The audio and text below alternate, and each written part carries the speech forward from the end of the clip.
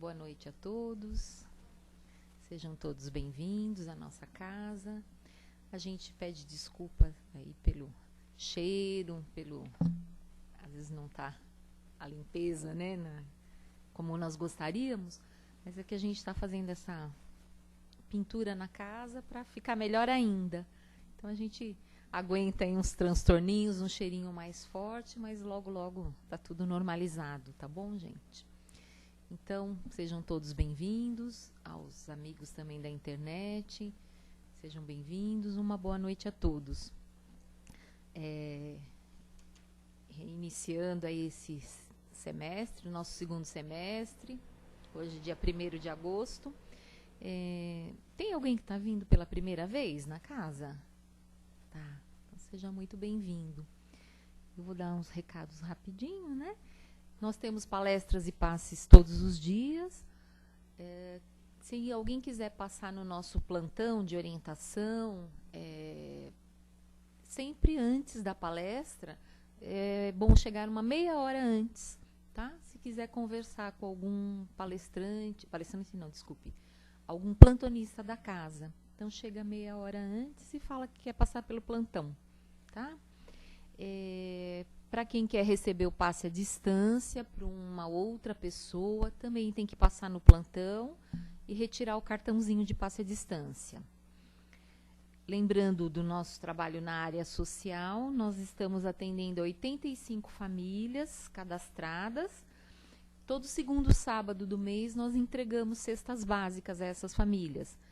E no dia da entrega, nós temos uma palestra, servimos lanche, suco, refrigerante, chá para essas famílias e depois fazemos a entrega. E, para isso, né, nós contamos com a ajuda de vocês, com a ajuda de alimentos não perecíveis, para nós formarmos as cestas básicas. Este mês, o que a gente precisa mais, né, estamos precisando para montar as cestas básicas, é o óleo, bolacha doce salgada, sal, açúcar, farinha de trigo ou de mandioca, fubá e molho de tomate em sachê. Esses itens principais, mas qualquer gênero alimentício não perecível é bem-vindo, tá? E aí é com a ajuda de vocês que a gente vem mantendo esse trabalho já há muitos anos. Então a gente continua colaborando e agradecendo a quem vem nos ajudando nesses últimos anos. E aos sábados, o outro trabalho social da casa, né, tem entrega de lanche para os moradores de rua, aqui nas imediações do metrô Carandiru. O trabalho começa aqui, a montagem dos lanches, às 16h30. Se alguém quiser vir conhecer, é só estar aqui aos sábados. Esse é todos os sábados. E às sextas-feiras, toda sexta-feira, a partir das 19h30, nós temos o trabalho com dependentes químicos e familiares. É o grupo de apoio e o trabalho espiritual. Então, se alguém conhecer alguma pessoa que esteja nessa situação, que tem algum parente, é só comparecer aqui às sextas-feiras, a partir das 19h30. Tá bom, gente? Então, o de mais importante é isso. Agora a gente vai fazer o nosso preparo para iniciarmos a palestra de hoje. Então, nós vamos, através desse preparo, dessa sintonização que nós vamos fazendo com a espiritualidade, com os amigos queridos que vêm nos receber nessa casa. É através dessa sintonia que a gente vai se preparando para a palestra, podendo sentir toda a energia positiva, todo o amor e todo o carinho com os quais esses amigos nos recebem. Então, de coração grato, feliz, tranquilo, nós vamos elevando nossos pensamentos a Deus, nosso querido Pai de amor, Jesus, nosso irmão, mestre e amigo, e a todos os nossos amigos, mentores e companheiros da espiritualidade.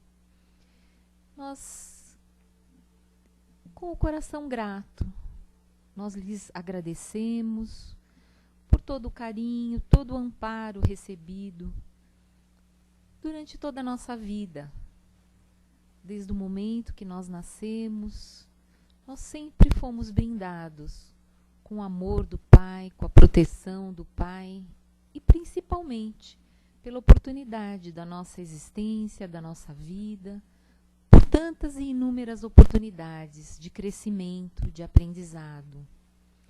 Então aqui, hoje, nessa noite, é mais uma dessas oportunidades, onde nós podemos aprender um pouco mais, onde nós podemos ter um esclarecimento maior sobre a nossa vida, sobre a nossa existência, um entendimento maior sobre os nossos problemas, sobre os desafios que nós enfrentamos nesse dia a dia, que não são poucos, mas tudo isso são grandes oportunidades que o Pai nos dá de crescimento, de evolução, de crescimento no nosso relacionamento com os amigos, com os familiares. Tudo isso é aprendizado. E aqui nessa casa, então, nós recebemos, além do aprendizado, todo esse amparo amoroso, todo esse fortalecimento, toda essa renovação de novas energias, para que a gente, mais fortalecidos e mais esclarecidos, a gente possa trilhar essa caminhada mais seguros, mais confiantes e mais perseverantes. Então, Pai, é assim que te agradecemos. Pedimos a tua luz, a tua orientação, para que essa noite seja bem proveitosa, assistindo a palestra, assimilando os aprendizados e recebendo toda a tua luz que chega até nós. Então, assim, nós vamos dando início, então, à nossa palestra de hoje. O palestrante de hoje é nosso companheiro Gessé, e o tema da palestra é o despertar da consciência, né, Gessé? Então, que seja muito bem-vindo, muito feliz na sua palestra. Obrigada, viu, Gessé? Por mim, não tem problema, só se as pessoas quiserem.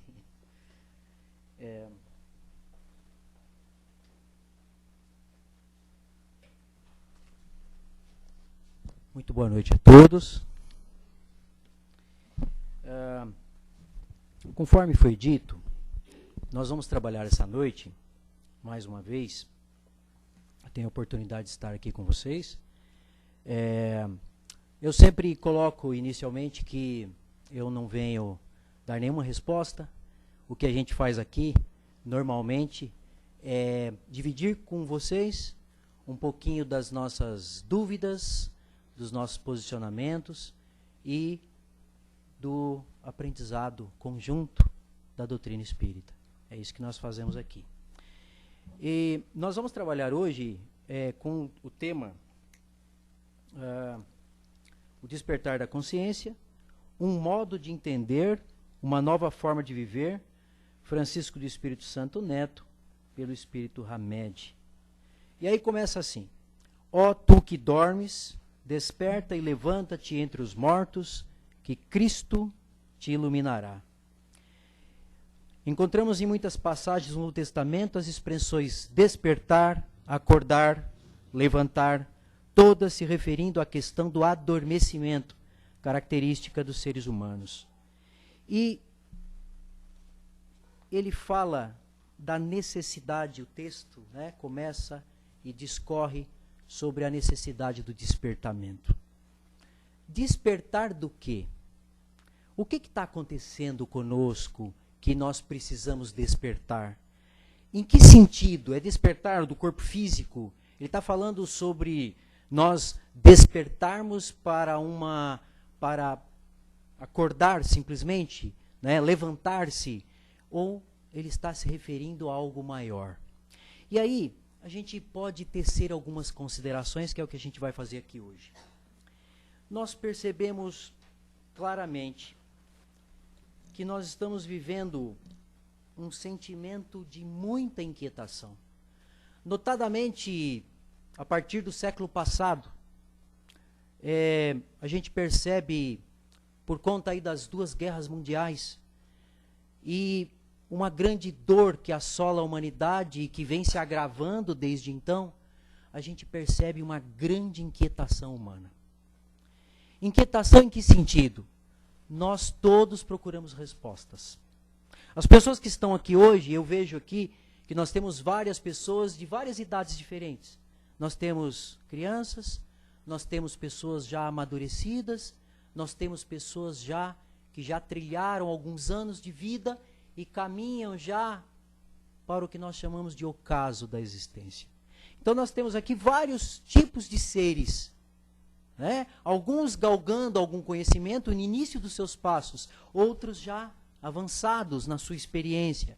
Mas nós percebemos em cada pessoa aqui, e os que estão aqui seguramente, de algum modo, né, buscam respostas, buscam algumas diretrizes para a sua vida. É o que a gente faz aqui. Em todos os lugares que a gente vai, não só nos centros espíritas, em cada lugar que a gente vai, nós procuramos igrejas de vários tipos, católicas, né, igrejas protestantes, locais onde as pessoas procuram centros espíritas de vários tipos, agremiações várias religiosas no mundo inteiro. As pessoas vão em busca de esperança, elas vão em busca de respostas para suas angústias existenciais, porque a cada dia a gente percebe que essas questões aumentam mais e mais. É um tempo de inquietação. Joana de Ângeles, eu trago aqui os meus livrinhos de apoio, né? As pessoas aí falam assim, lá vem o homem do livrinho velho, né? Então, mas olha, aqui, por exemplo, eu gosto muito desse. Quem já assistiu outras palestras minhas já percebe isso. Lá vem ele com Leis Morais da Vida. Eu gosto muito desse livro. A Joana de Ângeles tem várias obras, né? Esse meu, particularmente, ele é muito anotado, porque todas as vezes que eu leio, eu verifico alguns aspectos que eu não havia notado antes.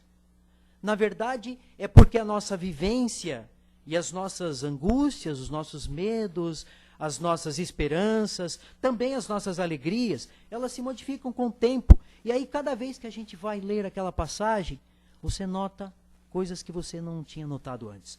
A Joana de Ângeles, num dos trechos aqui, ela coloca, no Leis Morais da Vida. E ela, o prefácio dela, aqui é de 1977, nesse aqui. Ela diz assim, dias de inquietação, os homens padecem a sede de Deus. Cada vez mais requerem do alto respostas imediatas, precisam e pedem orientação. Nós temos algumas dificuldades de compreender de que maneira nós vamos passar por cima das nossas inquietações. As dificuldades, principalmente, elas estão vinculadas a uma tendência. A tendência que nós temos de verificar tudo, de nós para os outros, de dentro para fora. É uma tendência que se acentua com o tempo. Nós somos, de fato, estimulados nesse sentido. A gente nem percebe, mas nós somos estimulados a não olhar para dentro.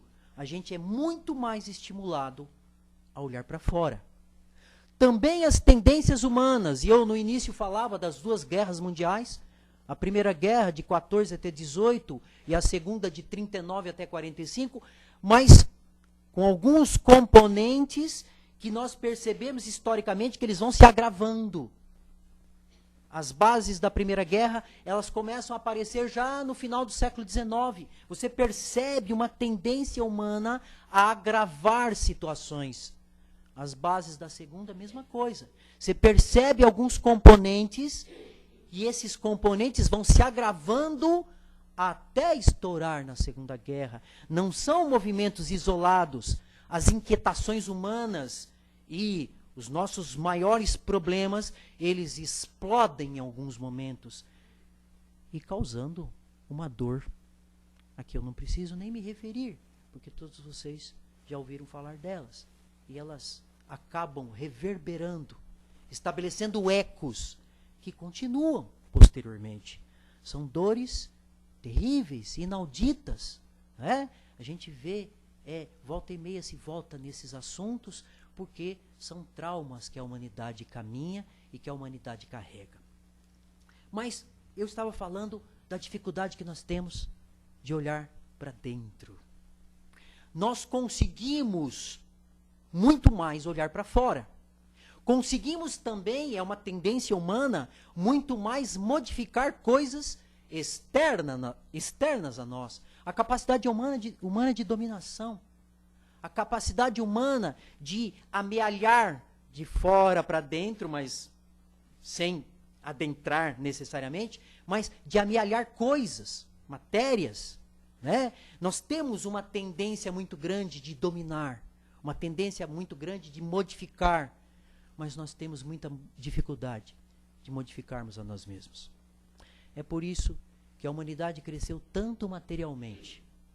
A humanidade cresceu tanto do ponto de vista até científico, no ponto em que a ciência já chegou. Temos até a ilusão de que nós já conhecemos muitas coisas. É uma ilusão. Na verdade, a gente acha que, olha, não existe, às vezes escuta umas falas assim, não vão inventar mais nada. E a gente sabe que isso é ilusório, porque quem já viveu um certo tempo, né? As crianças têm um pouquinho mais de dificuldade de entender isso, mas quem já viveu um certo tempo sabe que há 30 anos atrás, ou há 20, ou há 10, as coisas eram completamente diferentes. As invenções que hoje são base de muitas coisas nem sequer tinham sido aventadas. Não é? Então quem já viveu um pouquinho mais sabe que as coisas agora, elas se modificam muito rapidamente. É o período do fast. Tudo é fast, né? Tudo é rápido. Tudo é rápido. É na velocidade do clique. Tudo é clique, clica, clica, clica, clica. E as pessoas estão ficando cada vez mais ansiosas, cada vez mais têm mais dificuldade de compreender as coisas que têm grande duração, porque elas estão dominadas pelas coisas que têm curta duração. Tudo é curto, tudo é muito rápido, tudo precisa ser muito depressa. O mundo dos negócios, a maneira das pessoas se relacionarem, até isso é tudo muito rápido. Então, nós temos dificuldade para olhar para nós mesmos e aumentamos cada vez mais a nossa angústia. E aí a gente volta a pensar lá, depois eu vou desenvolver isso um pouquinho mais daqui a pouquinho, despertar. Despertar do quê? O que é que nós precisamos despertar? Nós precisamos parar de olhar apenas para fora e passar a olhar mais para dentro. Nós precisamos nos libertar do mundo fast, embora para algumas coisas ele seja necessário, mas para outras nem tanto. As grandes questões da vida não são fast. As grandes questões da vida, elas são trabalhadas no silêncio. Elas são trabalhadas com o tempo. Elas precisam de maturação. Elas não podem ser fast.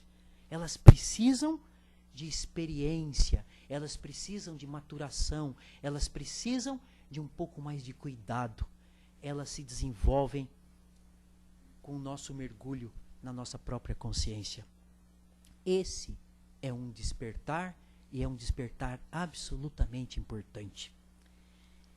Quando nós mergulhamos apenas nesse mundo absolutamente material, feito de ilusão, que nós demoramos muito para descobrir, as ilusões, elas nos assaltam e nos dominam. É difícil nós percebermos que estamos sendo carregados por elas. Mas há um momento em que é necessário, quando a gente precisa enfrentar as grandes questões da nossa vida, nós precisamos aprender a olhar para dentro de nós mesmos. E isso requer cuidado e vagarosidade. Não pode ser fast. Os médicos, os psicólogos, os psiquiatras já estão trabalhando com isso, claramente. Eles estão, inclusive, escrevendo muitas obras sobre isso. Eles estão nos alertando para alguns problemas. Tem um, especialmente, que escreve de uma maneira mais fluida, até porque a proposta dele é essa mesmo, de falar para um maior número de pessoas. Ele coloca claramente isso. Tem uma pequena obra dele, por acaso eu até trouxe aqui, né? Eu não estou fazendo propaganda de ninguém não, viu, gente? É porque eu gosto de ler mesmo, tá? Então, se alguém não gostar, por favor, fique à vontade para fazer a crítica, tá bom? Mas assim, olha, o Augusto Cury, ele tem essa pequena obra aqui, eu acho muito interessante, 12 semanas para mudar uma vida. E aqui, na introdução do livro, em vários outros livros, ele faz introduções muito semelhantes, né? Tratando de questões parecidas, todas elas remetendo à grande capacidade do ser humano e à dificuldade do ser humano de olhar para si próprio e também a dificuldade do ser humano de curar suas próprias feridas. E ele fala muito sobre essa questão da doença coletiva. É como se nós estivéssemos adoecendo coletivamente e não estejamos percebendo. Nós adoecemos porque estamos mergulhados muito mais nesse mundo absolutamente de flashes, sem prestar atenção às relações humanas, às pessoas que vão ao nosso redor, e sem prestar atenção a nós mesmos. E aí ele diz que, embora nós tenhamos hoje 7 bilhões de habitantes, mais de 1 bilhão na Índia, mais de 1 bilhão na China, embora nós tenhamos no planeta Terra hoje 7 bilhões de habitantes, os seres humanos nunca foram tão sós. Os seres humanos nunca experimentaram tamanha solidão. Os poetas também trabalham com isso. Eu gosto muito de poesia, porque a poesia, ela aprisiona determinados momentos. Aprisiona no bom sentido, no sentido de fazer despertar na nossa memória um sentimento. É isso que a poesia faz. Ela aprisiona um momento em palavras, normalmente curtas, mas que fazem a nossa memória despertar para alguma coisa que marcou de algum jeito. Né? Um amor, uma conquista, uma angústia, uma tristeza, uma esperança. Né? A poesia aprisiona isso. Tem um poema do Carlos Drummond de Andrade, ele escreve no século passado isso, e ele fala assim, ele estava na cidade do Rio de Janeiro, e ele fala assim: estou sozinho numa cidade de 5 milhões de habitantes. E aí, falando de solidão, ele continua: estou sozinho na América, estou sozinho no mundo. Ele está falando da sua própria solidão. É a maneira como ele consegue captar a sua solidão. Ele falava lá atrás, no século passado, século XX, de uma cidade com 5 milhões de habitantes. E ele estava sozinho num quarto, numa cidade com 5 milhões de habitantes. E ele se sentia sozinho na América, sozinho no mundo. Quantos de nós não se sentem sozinhos? Quantos de nós, embora rodeados de milhares de pessoas, dezenas, centenas ou milhares de pessoas, não se sentem absolutamente sós? Quantos de nós, em algum momento, não gostaríamos de um abraço de verdade, um abraço de amor, um abraço de amigo, um abraço de pai, um abraço de mãe, um abraço de irmão, um abraço pelo simples prazer do amor? Quantos de nós? E quantos de nós, embora queiramos muito isso em alguns momentos, não temos condição de ter isso? E aí a gente se fecha e a gente vai cada vez mais se enrodilhando como um caracol. Não é isso que a gente faz? Porque a gente não tem possibilidade daquilo naquele momento. O Augusto Cury trabalha com isso. Ele trabalha em várias obras, ele trabalha com isso. E ele fala sobre essa solidão nos contaminou. Nas famílias, ele coloca, as famílias não se encontram mais. E quando se encontram, todas elas estão no mesmo espaço físico. Claro que eu não estou generalizando, há famílias que são diferentes, né? Espero que sejam as nossas, né? Mas estão no mesmo espaço físico, mas não se olham, não se veem. Estão presas a tela de um celular, de um smartphone, porque as amizades são muito mais virtuais, os contatos, do que meramente físicos. É até engraçado, né? Há famílias que as pessoas estão nos mesmos cômodos do apartamento, mas elas se falam pelo aparelho. Fulano, vem jantar. Né? Seria cômico, né? Mas na verdade não é tão cômico assim. É um negócio para a gente pensar, né? As pessoas não se olham mais nos olhos. As pessoas, elas muitas vezes, elas fogem dos contatos verdadeiros. Elas se fecham cada vez mais porque as pessoas não se confiam mais. Eu estava conversando com uma amiga minha que está presente aqui hoje, e ela falava assim: eu morei aqui há 50 anos atrás, numa casa em frente aqui. Ela falou: puxa, coincidência eu voltar aqui, nesse espaço físico que nós estamos, morava uma amiga minha, e as pessoas vinham aos portões, os portões eram todos baixos, e as pessoas no comecinho da noite, elas saíam para as ruas e conversavam, saíam para a rua e conversavam umas com as outras. Hoje, você mora em apartamentos, e o seu vizinho, às vezes, do outro lado do corredor, ele mora lá há anos e você nunca ouviu ou nunca falou com ele. Você apenas o encontra esporadicamente no elevador e o cumprimento é básico. Como vai? Boa tarde, bom dia. Às vezes nem isso. E moram no mesmo andar do mesmo prédio. As pessoas se fecharam. As cidades hoje são grandes aglomerados de multidões e grandes aglomerados de solidão. Nós criamos isso para nós. Por isso que o Augusto Cury fala que as pessoas estão adoecidas. Nós somos sós na multidão. Também a humanidade estabeleceu patamares insuportáveis de discriminação. Todos vocês conhecem isso. Todos nós conhecemos. Discriminações por questões relacionadas à cor da pele, por questões relacionadas a esta ou aquela religião. A minha é melhor que a sua. O meu conceito é melhor que o seu. Fazemos discriminação por questão social, por questão de origem étnica, por questões culturais. Fazemos discriminação por tudo.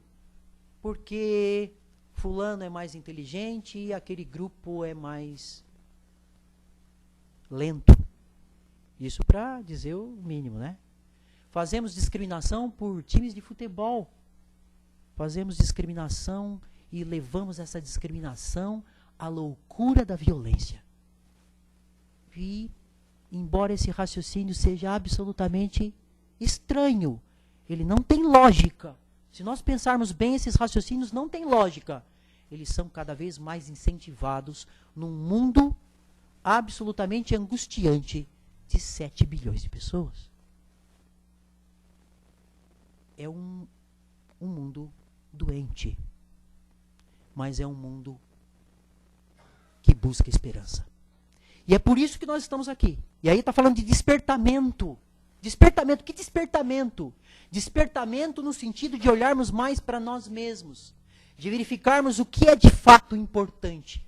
O que é de fato importante para nós? Que modelos nós somos para outras pessoas e que modelos nós estabelecemos para nós? Nós vivemos segundo modelos, todos nós. A gente não percebe, mas nós vivemos segundo modelos. Modelos criados e alimentados durante milênios, séculos. Modelos culturais, modelos políticos, modelos individuais. Nós vivemos segundo modelos. Mas nós não pensamos que também somos modelos individuais para outras pessoas. E aí a pergunta, uma pergunta de despertamento. Quais são os nossos modelos? Quais são os modelos que moldaram a nossa maneira de pensar o mundo, a nossa maneira de pensar a vida? E que modelo nós estamos sendo para outras pessoas? Quando a gente pensa nisso, a gente começa a raciocinar determinadas questões que são importantes para o nosso despertamento. Que modelos nós estabelecemos? A gente fala de modelos, e aí tem lá os modelos de beleza, os modelos do, sei lá, do basquete, do NBA, os modelos dos comerciais de TV, os modelos das novelas. Que modelos nós estabelecemos para nós? Os modelos políticos. Quem são esses modelos? Que modelos nós temos para a humanidade? Quem são os nossos líderes, aqueles que nós admiramos? Mas aí nós temos outros modelos que transcendem. Modelo de bondade. Quem são os nossos modelos de bondade? Quem são os nossos modelos de esperança? Quem são os nossos modelos de generosidade? Quem são esses modelos? E aí, de novo, a pergunta: que modelos nós somos para outras pessoas? Nossos filhos, nossos irmãos, nossos amigos, na sociedade, nos lugares onde nós convivemos, que tipo de modelo nós somos? É uma pergunta de despertamento. É uma pergunta de despertamento.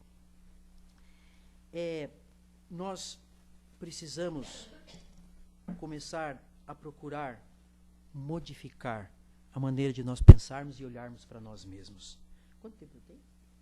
Sim? Tá. Só para eu me programar aqui.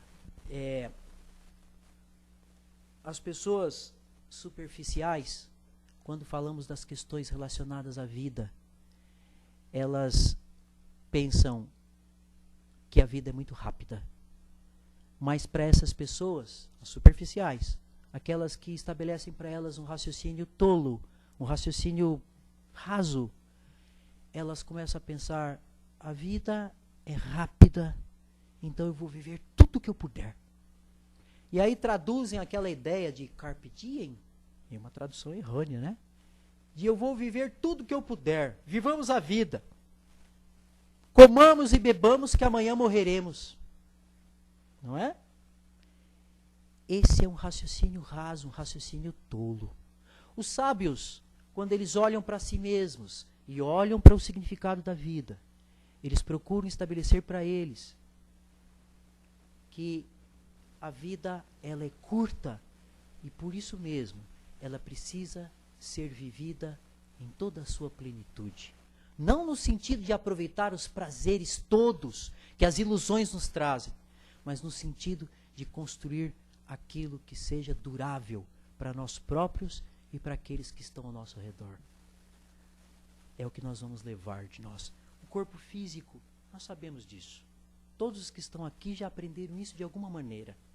E tentam lidar com isso de uma forma serena, tranquila. É o que nós tentamos, nem sempre conseguimos, mas é o que nós tentamos. O corpo físico é átomo, ele volta ao pó. Mas o nosso espírito permanece. O que nós construímos em nós, que é durável, é aquilo que fica do aprendizado, da construção que nós fazemos de fora para dentro, dentro de nós. E é por isso que Jesus ensinava que o reino de Deus está dentro de nós. Ser sábio é aprender a usar cada dor como uma oportunidade para aprender lições, cada erro como uma ocasião para corrigir rotas, cada fracasso como uma chance para ter coragem. Nas vitórias, os sábios são amantes da alegria. Não precisamos ser tristes, não devemos ser alegres, sim. Nas vitórias, devemos nos alegrar. Nas derrotas, os sábios são amantes da reflexão. Quem não sofreu derrota? Todos nós sofremos derrotas. Todos nós. Mas nós caímos e levantamos. Não há ninguém derrotado de fato. Nas derrotas, nós precisamos aprender a refletir e a construir esperança em nós. Ninguém está derrotado de fato. Qual é o valor que nós damos à nossa vida? Do sábio ou do tolo? Nós queremos viver todas as coisas como ilusão ou queremos construir coisas em nós que durarão para sempre? Esse é um dos despertamentos. Eu só vou encerrar aqui dizendo o seguinte: é necessário que nós nos renovemos. Joana de Ângeles, quando fala dessa questão do despertamento e da renovação, ela coloca claramente. Assim, ela diz o seguinte, isso aqui sempre me serviu. Eu falo de coisas que têm me servido durante minha vida, nos momentos em que eu tenho que enfrentar os meus fantasmas. Todos nós temos fantasmas a enfrentar, temos solidão, temos dificuldades. Todos nós, em algum momento, pensamos que precisamos de respostas.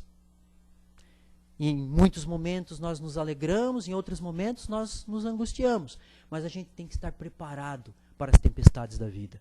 Joana de Ângeles fala claramente sobre o despertamento e sobre a renovação o seguinte: diante da questão desagradável que já não consegues resolver, renova a paciência e tenta uma vez mais.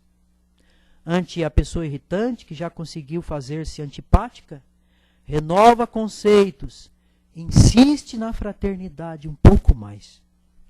Face ao antagonista gratuito que logra desagradar-te, renova o esforço de vencer-te e ser gentil ainda mais. Perante o sofrimento que parece destruir-te, renova-te na oração e confia mais. Renovar é processo fecundo de produzir, não apenas renovar para variar. Renovar não é só para variar, é antes reativar os valores que jazem vencidos pela rotina. Muitos de nós esquecem os princípios que norteiam as nossas vidas. É normal acontecer isso com a gente. Aquilo que está em nós e que é o objetivo da nossa vida, a nossa missão de vida. Nós temos uma missão de vida. Quando a gente reencarna, a gente tem ela muito clara. Mas na medida em que nós vamos vivendo, nós vamos esquecendo isso.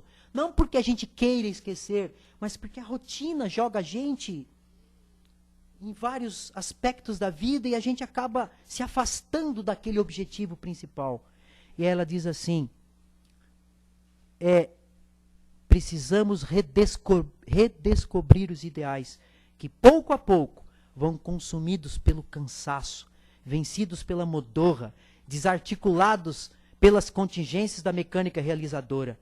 A renovação interior, poda moral, exige disciplina, persistência. E é nisso que nós precisamos focar para a gente despertar a nossa consciência. Precisamos olhar mais para dentro de nós e não para fora, como comumente a gente faz. Gente, é isso. Muito obrigado, viu?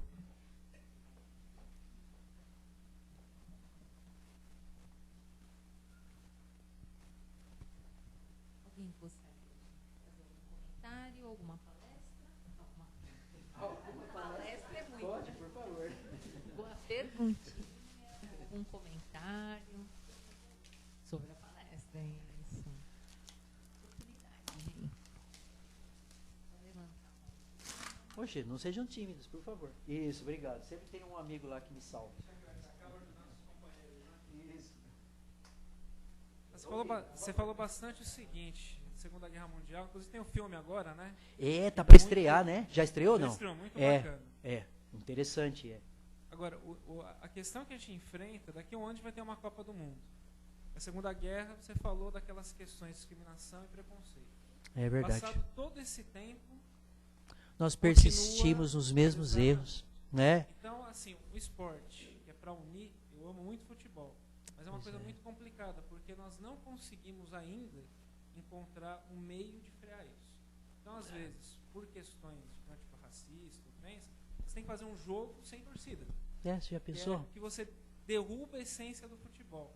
Então, nisso que você falou é a reflexão. Porque tanto tempo que se passou da Segunda Guerra Mundial, todo mundo achou um horror, e ainda você tem situações que têm acontecido no esporte que é o mais popular do mundo. Daqui a um ano, nós vamos ter uma Copa do Mundo e a FIFA não sabe o que fazer. Por incrível que pareça. É verdade. Olha, o que a gente percebe disso? Que, embora nós tenhamos modificado muitas coisas, a ciência se modificou, o aprendizado científico, a riqueza mundial aumentou, mas o que nós percebemos? Que, do ponto de vista moral, nós temos dificuldade para modificar-nos. A modificação moral, ela é muito mais vagarosa do que a velocidade do conhecimento científico, né, da tecnologia. Hoje nós vemos coisas que há 30 anos atrás eram absolutamente impensáveis. Impensáveis, não é? Eu lembro que a primeira vez que eu ouvi falar, por exemplo, sobre mídias, né, e a gente nem sabia direito o que era isso, e quando falava assim para mim, a gente tinha biblioteca, o pessoal aqui tem gente que é do tempo da Barça, não tem aí o pessoal da Barça aí? Né? Tinha aquela, eu tinha uns amigos meus que tinham Barça, o menino que tinha Barça era rico, porque, nossa, menino, fulano tem uma Barça. Hoje, os meninos que estão me assistindo aqui, os mais jovenzinhos, eles riem disso porque no celular deles eles têm lá um mundo de informação que é muito maior do que a enciclopédia Barça de quando nós éramos meninos. Muito maior. E cabe ali em quantos megabytes? Não é? Eu lembro a primeira vez que eu ouvi falar de mídia digital, e quando diziam que, olha, no mesmo componente vai haver imagem, som e texto. Eu ficava maravilhado, falava, mas como que vão fazer um negócio desse? No mesmo lugar vai ter texto e imagem. Que maravilhoso que será isso? E hoje nós temos tecnologias muito mais avançadas do que essa. Hoje nós temos máquinas que aprendem com o erro. A máquina aprende com o erro.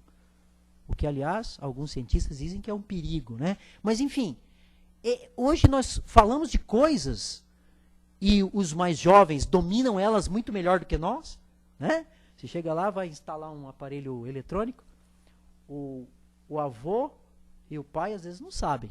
O menino fala, pai, muito fácil, aqui. Precisa ler o manual, menino. Para que manual, pai? Tá tudo ligado, ó, aqui, ó, tá funcionando. Não é? Olha lá, a menina tá rindo, olha lá, ela sabe que é verdade. Olha lá. Então, na verdade, parece até que o cérebro dos meninos mais jovens, eles já... Você pega meninos de 2 anos, eles pegam o tablet e já fica passando o dedo, né? Porque eles já sabem que tem um ícone aí, eles ficam perguntando onde que... E você pega os meninos mais jovens, aí dá para eles aqueles aparelhos, né, aqueles 3 em 1, lembra do 3 em 1 lá? Toca cassete, né? E tinha o LP, né, e aí você dá para os meninos, os mais jovenzinhos, e fala para eles, toca aí a música que eu quero ver. Eles não sabem, eles ficam olhando assim, mas como assim? Cadê a tela? Mas não é touch, né? Quer dizer, para eles é um negócio... E aí você olha, até os mais velhos se divertem com isso, né? Liga aí que eu quero ver. Mas, do ponto de vista tecnológico. Do ponto de vista tecnológico, a humanidade desenvolveu-se de um jeito. E cada vez mais rápido, né? Nós dominamos o macrocosmo, grandes coisas do universo nós já descobrimos, e o microcosmo, célula, projeto genoma, né? A ciência, a medicina, mas do ponto de vista moral e as questões mais relacionadas à psique humana, a parte do cérebro, a medicina está tentando avançar, mas nós ainda temos grandes dificuldades. A questão moral, ela é a nossa maior dificuldade. E aí a gente volta nas questões lá do século XX. Os grandes problemas do século XX que levaram... O século XX é considerado pelos historiadores o século mais violento da história humana. Nunca se matou tanto quanto no século XX. Alguns falam assim, mas aquelas guerras sangrentas da antiguidade. As guerras sangrentas da antiguidade não chegam nem perto, em termos de número, do que foi, embora elas fossem sangrentas, é o número de homens restrito. Não é? Era... terríveis, mas era concentrado, os exércitos não eram tão grandes. Hoje não, hoje a guerra é virtual. Parece videogame, só que as pessoas morrem. Não é? E as pessoas se batem por coisas absolutamente terríveis e, do ponto de vista da lógica, idiotas. Como conseguir lógica em 2 torcidas porque tem camisas diferentes e um matar o outro? É um negócio que não tem lógica. Isso não tem a mínima lógica. Mas as pessoas defendem isso. Algumas pessoas defendem isso. E eu posso falar de outras questões, a discriminação racial, a discriminação social.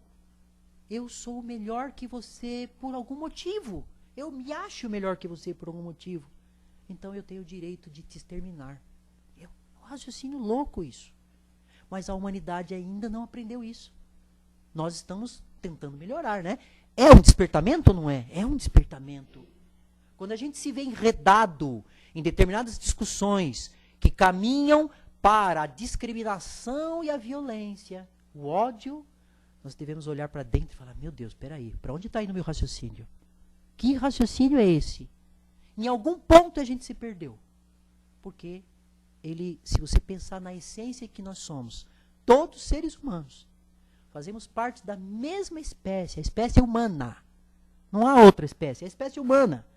Não interessa se é negro, amarelo, vermelho ou branco, ou se é do time tal, bandeira tal, fronteira tal, ou se é mais rico ou é mais pobre.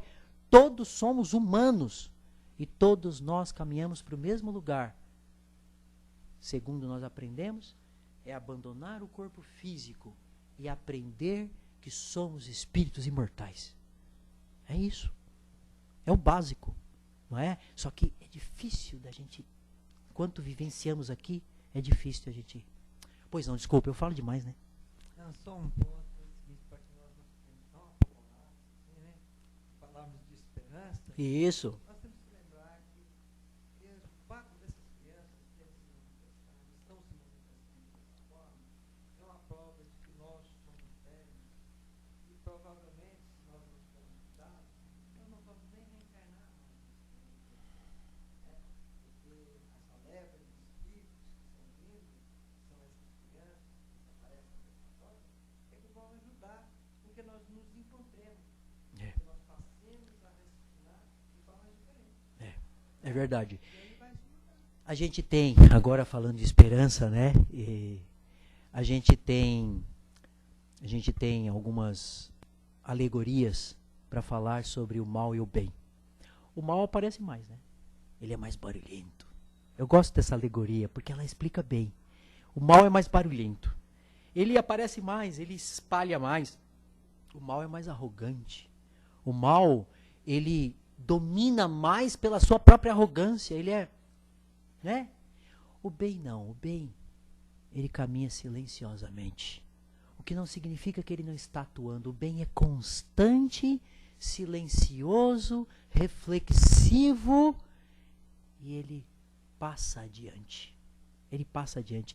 Muitas vezes a gente acha que o mal está dominando, mas o bem, ele está ali agindo, mesmo que a gente não perceba. E aí, né, a gente tem muitas pessoas que espalham esperança, que agem de forma diferente, que combatem a violência, que são amantes da paz, não é? Bem-aventurados os pacificadores, porque eles serão chamados filhos de Deus. Quantas pessoas no mundo inteiro não atuam pela paz, pela esperança, pela bondade? São esses modelos que nós temos que procurar. Né? Eu acho que muito pertinente, eu acho que a gente tem que falar mesmo de esperança. Vamos modificar, é isso, né? Tá certo, gente, muito obrigado, viu? Muito obrigado mesmo.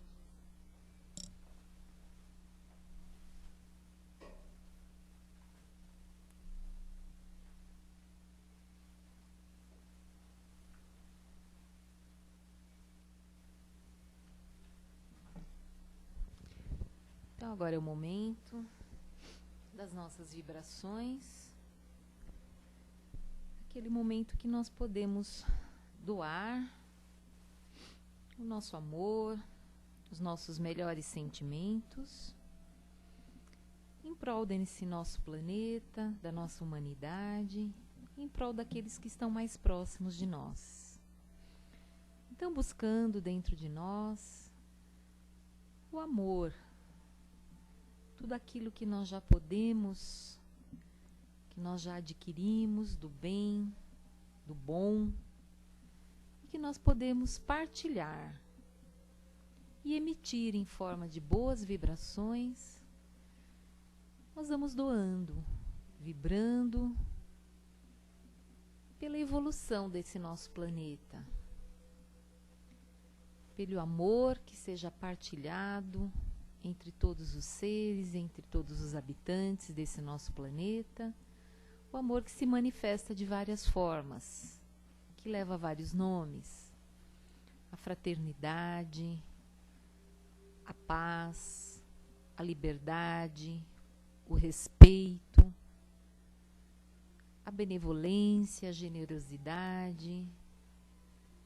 Vamos vibrar todos esses sentimentos que são formas do nosso amor. Vibremos por esse nosso planeta e por todos os habitantes. Que todos possam ser envolvidos por essa energia do amor. E trazemos também esse nosso amor